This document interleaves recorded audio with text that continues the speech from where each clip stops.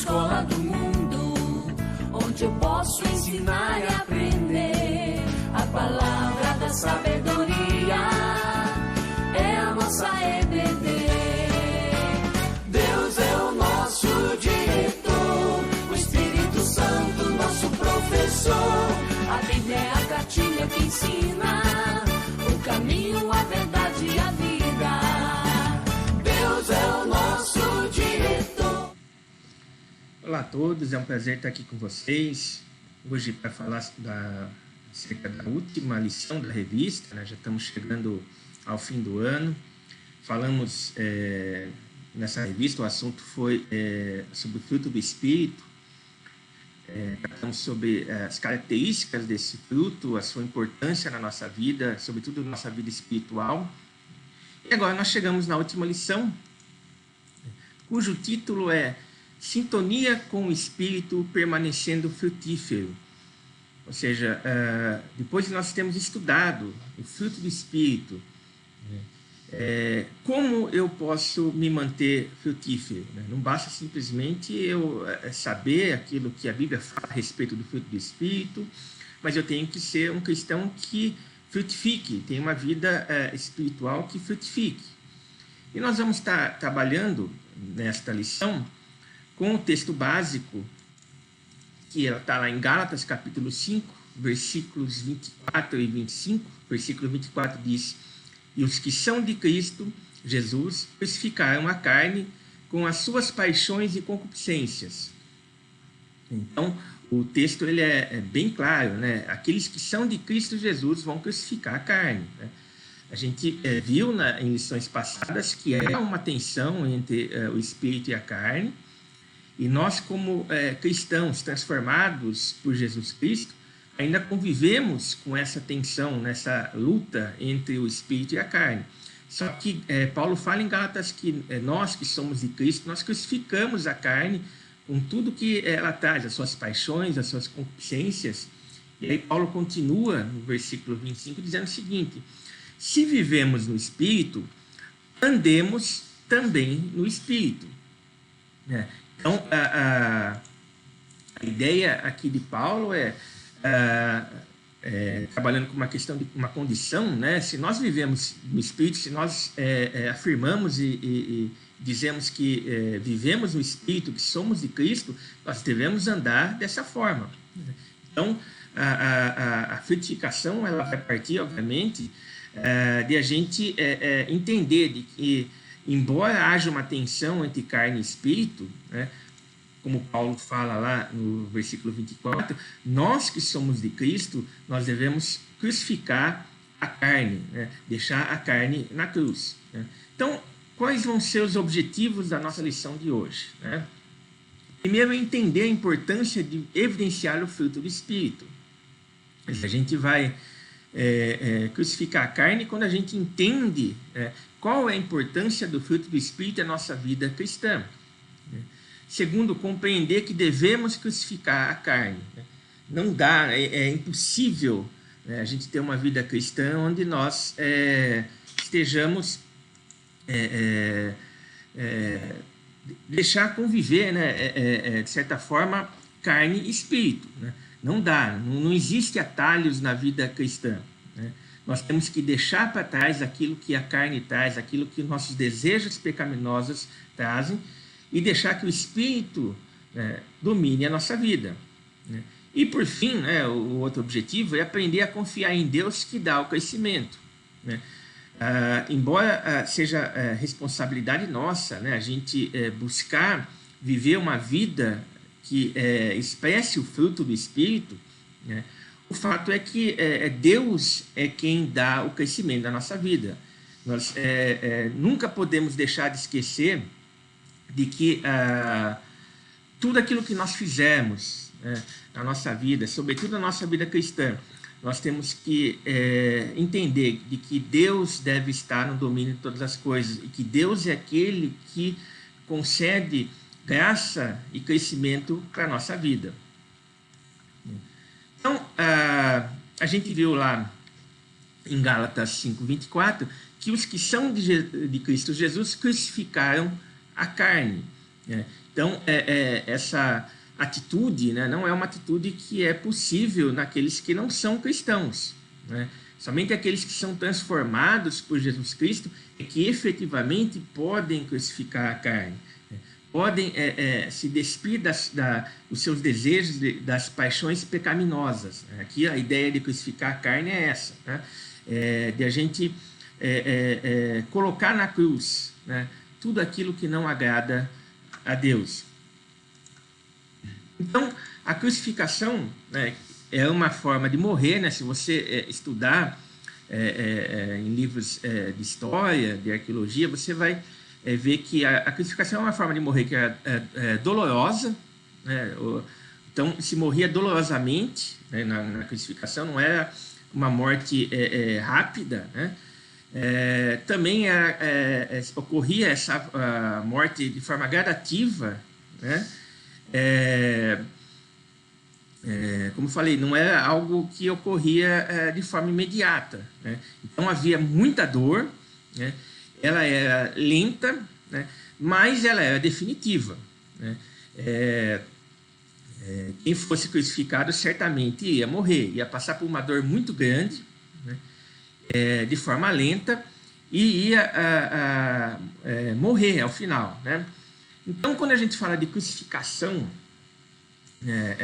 da carne, né, a gente tem que entender algumas ideias, né, pegando a partir de que a crucificação é uma morte dolorosa, gradativa e definitiva, né, a gente tem que transportar isso para a nossa vida e entender que a mortificação do pecado é dolorosa.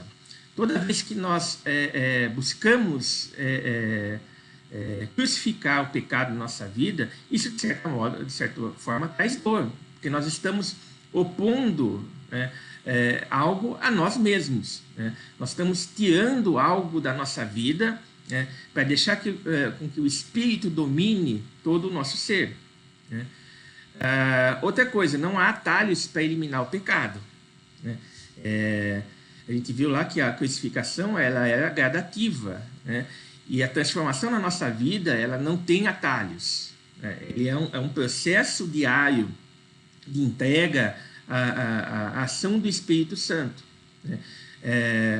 Essas promessas que a gente vê muitas vezes de prosperidade, né? De facilidade da vida cristã, isso não está de acordo com a Bíblia, não. Por quê? A Bíblia não apresenta atalhos para eliminar o pecado, né? O processo ele é gradativo, né? Ele é diário. A cada momento nós devemos estar nos colocando nas mãos do Espírito Santo para que ele nos transforme, né? Essa morte do pecado, né, ela é definitiva, ou seja, a natureza pecaminosa já recebeu o seu golpe fatal, né? Mas como é isso se a carne ainda convive com a vida espiritual, né, na vida do cristão, né? Aqui a gente tem que entender que quando Jesus ele morre na cruz, ele ressuscita, né, ele vence a morte, ele vence o pecado, né? Então, nós não estamos falando de uma luta do bem e do mal, né? Uma visão maniqueísta, né? Maniqueísmo vem de Maniqueu, né, que era um pensador da antiguidade que dizia que havia uma guerra entre o bem e o mal. Daí vem o conceito de maniqueísmo, né?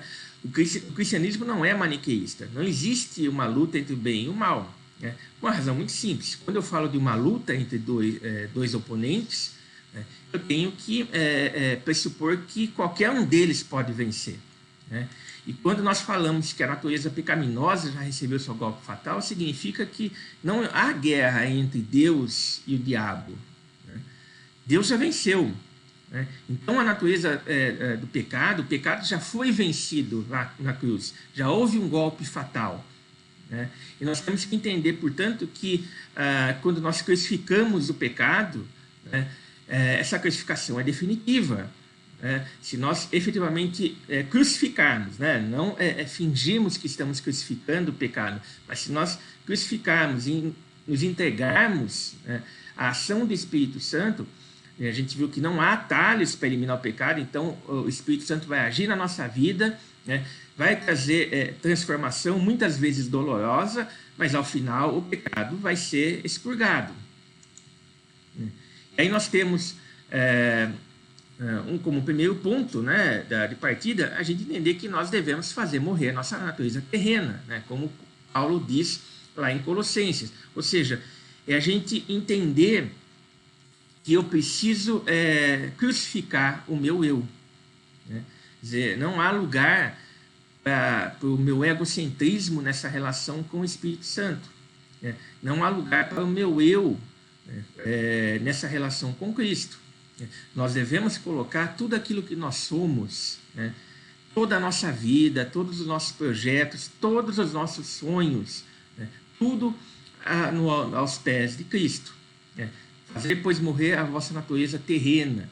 Você quer frutificar no Espírito, você tem que viver uma vida de acordo com o que o Espírito diz. Então, a gente tem que o fruto do Espírito, ele é rotineiro, ele é ordinário. Né? Ele nos santifica nas ações do dia a dia. Não é possível eu querer ter uma vida que frutifique se eu não busco um relacionamento íntimo e próximo com esse Deus no dia a dia. Né? O relacionamento com Cristo não pode ser esporádico, aos fins de semana ou em datas especiais, né? Mas ele deve estar presente em todos os momentos da nossa vida. Salmo 119:10 diz o seguinte: de todo o coração te busquei, não me deixes fugir aos teus mandamentos. Ou seja, você quer buscar com sinceridade de coração a Deus, a gente não pode deixar, portanto, de observar os mandamentos desse Deus. Né? Daí o fato de que o fruto do Espírito ele é ordinário, é rotineiro. Ele faz parte do nosso dia a dia, ou pelo menos deveria fazer parte dos nossos hábitos, do nosso dia a dia. Né? Porque na nossa vida diária que o Espírito Santo age. Né? Ele vai nos transformando, ele vai nos ajudando a crucificar os nossos pecados. Efésios 3:17 diz: habite Cristo no vosso coração, pela fé, estando vós arraigados e alicerçados no amor. Quer dizer, habitar Cristo no vosso coração dá essa ideia de algo diário, né? De algo que é um hábito na nossa vida. Jesus ele não é, portanto, um mero convidado na nossa vida, ou um hóspede ocasional que chega em alguns momentos, né, em que nós recorremos a ele quando nós estamos em apuros, né, ou quando nós queremos alguma coisa. Mas Jesus é aquele que é o morador permanente, ou pelo menos deve ser o morador permanente do nosso coração. Né? Portanto, uma vida frutífera é uma vida que tem o Espírito Santo atuando diariamente. Bom, como ter, então, uma vida frutífera? Né? E aqui é um ponto importante, porque nós falamos até agora na lição do fruto do Espírito, né, das suas manifestações, né? Mas como eu posso ter uma vida frutífera? Né? O primeiro ponto é a gente entender que Deus nos tem dado tudo o que precisamos para termos uma vida e santidade. Né? Ou seja, para termos vida e santidade. Né? Ou seja, nós temos que entender que ter uma vida frutífera não é confiar nos próprios esforços, mas é saber que o próprio Deus, né, ele nos fornece tudo aquilo que nós precisamos ter para que nossa vida seja frutífera. Lá em 2 Pedro 1:3 diz: visto como pelo seu divino poder nos têm sido doadas todas as coisas que conduzem à vida e à piedade, pelo conhecimento completo daquele que nos chamou para a sua própria glória e virtude. Quer dizer, o primeiro passo para que a gente possa ter uma vida frutífera é entender que nós somos totalmente dependentes da graça de Deus. Né? Nada que você faça, nada que você possa fazer ou pensar, ou qualquer plano ou projeto que você possa fazer, vai te levar a ter uma vida frutífera se você não compreender que o seu ponto de partida deve ser a graça de Deus, né? Lá em Efésios 2:8 diz que pela graça sois salvos mediante a fé, e isso não vem de vós, é dom de Deus, né? Então, a graça é algo que nós não merecemos, mas que Deus, né, no seu amor, nos concede, né? Então, uma vida frutífera é aquela que, primeiramente, reconhece que Deus é aquele que nos dá todas as coisas. Romanos 15:4 diz: pois tudo quanto outrora foi escrito para o nosso ensino foi escrito, a fim de que pela paciência e pela consolação das Escrituras tenhamos esperança. Aqui Paulo está falando que tudo aquilo que nós precisamos, né, foi escrito, foi nos dado através da palavra de Deus, né? Uma vida frutífera, portanto, é uma vida em que o cristão mantém comunhão com a palavra. Como é que eu quero frutificar, né, e assim glorificar a Deus se a minha vida ela se pauta no conhecimento humano, na filosofia humana, né, na ciência, né, e não naquilo que a palavra de Deus diz? Eu não estou falando aqui que a filosofia, o conhecimento humano, a ciência não possam ser importantes para a nossa vida. Não é isso, né? Mas quando a gente fala em termos de fruto do Espírito, não são leis científicas, não são modelos filosóficos, não é aquilo que o conhecimento humano produz, é que vai te habilitar, vai possibilitar com que você tenha uma vida espiritual frutífera, né? Mas é aquilo que a Bíblia nos ensina, né? É aquilo que Deus fala sobre ele na sua palavra.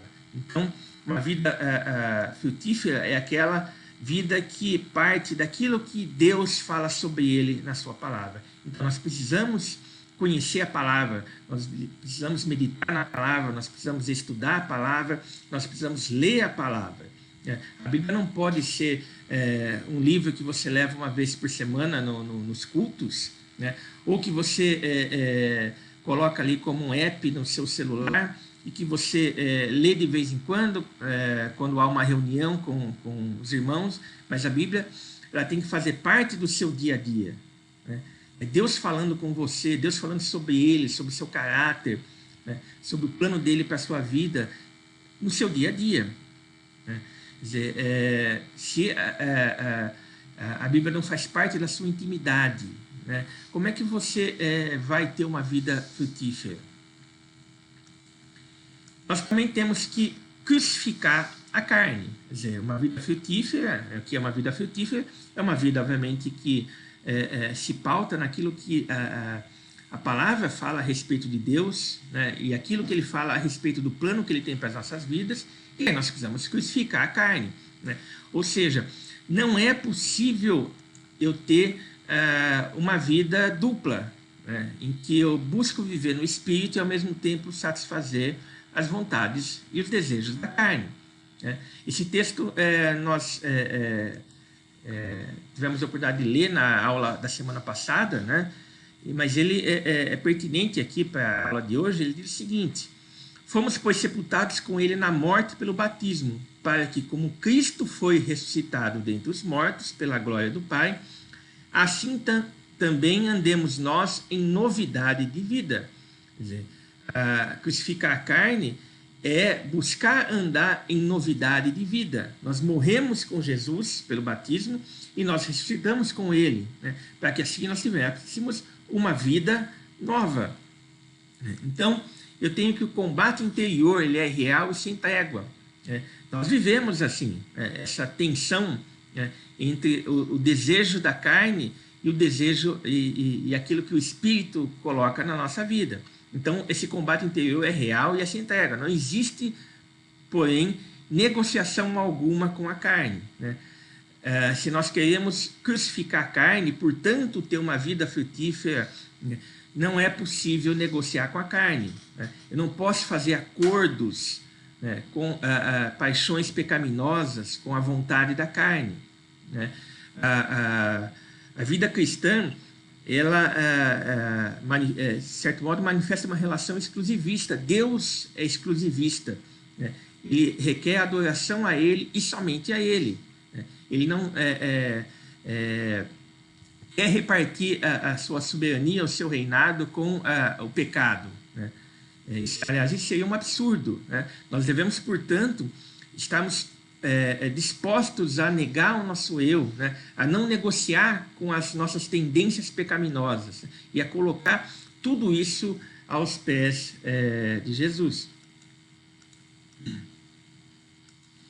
E aí nós temos Romanos 6,12, né? Diz: não reine, portanto, o pecado em vosso corpo mortal, de maneira que obedeçais às suas paixões. Quer dizer, eu não posso deixar o pecado me dominar, né? Eu não posso deixar com que as paixões pecaminosas, né, me dominem. E aí Paulo continua lá no versículo 3 dizendo: nem ofereçais cada um os membros do seu corpo ao pecado como instrumentos de iniquidade, mas oferecei-vos a Deus como ressurretos dentre os mortos, e os vossos membros a Deus como instrumentos de justiça. Ou seja, meu corpo, os membros do meu corpo, eu tenho que oferecer a Deus. Não tem como eu dividir com o pecado. Aqui o texto de Romanos é muito claro, né? Nem ofereçais cada um os membros do seu corpo ao pecado, como instrumentos da iniquidade. Quer dizer, não dá para negociar com o pecado. Eu tenho que oferecer o meu corpo, né, a Deus. E aí Paulo ainda continua, né, no versículo 14: porque o pecado não terá domínio sobre vós, pois não estáis debaixo da lei, e sim da graça. Lembra que eu falei que ter uma vida frutífera é, primeiramente, entender que Deus nos deu as ferramentas e os mecanismos, e Deus nos fortalece para que nós possamos ter uma vida frutífera? É isso que Paulo está falando. Quer dizer, a vida pecaminosa, o pecado, não vai ter domínio sobre a sua vida. Por quê? Porque você não está mais debaixo da lei, e sim da graça. Deus, através da sua graça, não por aquilo que nós merecemos, mas Deus, pela sua graça, Ele nos possibilita nos dar força e instrumentos para que nós possamos crucificar a carne. E lembre-se, né? Não existe atalho, né? Não existe atalho. Sob o poder do Espírito, devemos combater o pecado até a morte, né? Quer dizer, não há... A vida cristã é uma vida de luta, né? Mas é uma vida com a certeza de vitória, né? Isso a gente tem essa promessa na Bíblia, né? De que nós passaríamos e vamos passar por aflições nesse mundo, nós vamos ter lutas, né? Nós vamos ser perseguidos em nome de Jesus, mas a Bíblia nos dá a certeza de que ao final, né, nós vamos ter vitória, né? Como o texto da Bíblia diz, o choro pode durar uma noite, mas a alegria vem pela manhã, né? Quer dizer, sempre há a promessa de vitória. E nós temos que viver e andar no Espírito, né? Quer dizer, então, eu estou falando aqui de andar, que é um processo ativo, um hábito, né?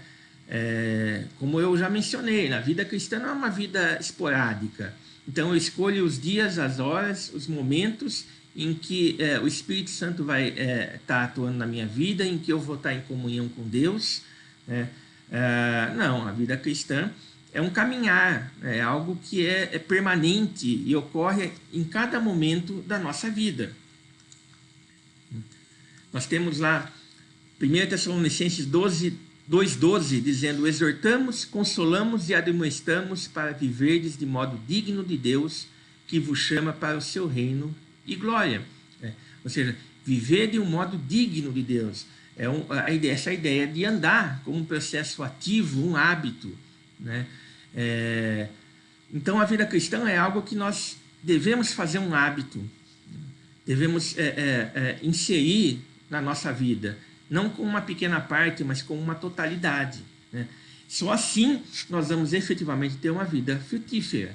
Nós vamos espelhar, mostrar ao mundo cada um dos elementos, das características do fruto do Espírito, quando nós entendemos que nós precisamos viver e andar no Espírito. E aí lá Colossenses 3, 1 e 2 diz: portanto, se fosses ressuscitados juntamente com Cristo, buscai as coisas lá do alto, onde Cristo vive, assentado à direita de Deus. Pensai nas coisas lá do alto, não das que são aqui da terra. Quer dizer, uma vida frutífera, né, que mostre cada uma das características do fruto do Espírito, é aquela no qual nós vivemos buscando os interesses que são do reino. Buscar as coisas lá do alto. Não significa que a gente tenha que buscar as coisas do alto, não quer dizer que a gente tenha que se retirar do mundo e viver no mosteiro e só ficar pensando em coisas eclesiásticas da igreja, que não se confundem com as coisas lá do alto. Né? O que Paulo está falando aqui é que toda a nossa vida, todo o nosso querer, todos os nossos projetos, todas as nossas ações, elas têm que ser feitas para a honra e glória de Cristo. Nós devemos fazer tudo, né? Tudo que nós fizermos, nós devemos fazer para a promoção do reino de Deus. Né? É isso que Paulo está falando. Se fosseis ressuscitados juntamente com Cristo, buscai as coisas lá do alto, onde Cristo vive, assentado à direita de Deus. Pensai nas coisas lá do alto, não nas que são aqui da terra. Ou seja, quando você tiver um plano, quando você planejar alguma coisa, quando você tiver um projeto, coloque esse projeto aos pés da cruz. Né? Isso é pensar nas coisas do alto. Você tem um projeto profissional, né? Projeto de estudo, ou um projeto pessoal, qualquer que for, né? Coloque aos pés da cruz. Isso é pensar nas coisas do alto e não as que são daqui da terra. Né? Isso é colocar o reino em primeiro lugar. Né? Isso é entender de que tudo aquilo que nós fizermos, né? Uma faculdade, ao exercermos uma profissão, nós devemos fazer tudo isso para a glória de Deus. Isso é pensar nas coisas do alto. Então a gente chega aqui ao final da nossa lição, né? Da nossa revista também, né? O meu desejo é que vocês tenham compreendido, né, entendido a importância do fruto do Espírito na vida cristã, como ela nos ajuda a sermos cada vez mais parecidos com Jesus. A minha oração é que vocês possam viver dessa forma, a fim de honrar e glorificar ao nome de Jesus.